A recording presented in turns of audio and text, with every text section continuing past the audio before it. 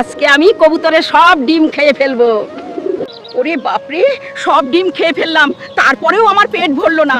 ক্ষুধার জ্বালায় পেটের ভিতর ইঁদুর দৌড়াচ্ছে।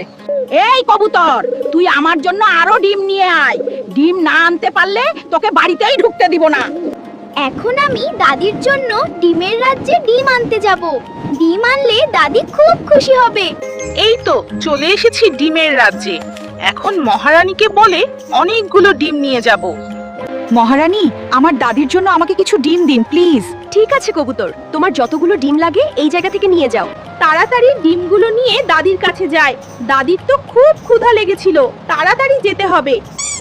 আমার কবুতরটা তো খুবই ভালো, আমার জন্য অনেক ডিম নিয়ে এসেছে। এই ডিমগুলো খেলে আমার আর কিছুই খাওয়া লাগবে না। যদি তোমার মাকে ভালোবাসো তাহলে ভিডিওতে লাইক করে চ্যানেলটিকে সাবস্ক্রাইব করে দাও। আর যদি ভালো না বাসো তাহলে লাইক সাবস্ক্রাইব করার দরকার নেই। হায় আল্লাহ রে, এত কষ্ট করলাম কিন্তু কেউ আমার জন্য একটা লাইক সাবস্ক্রাইব করলো না রে।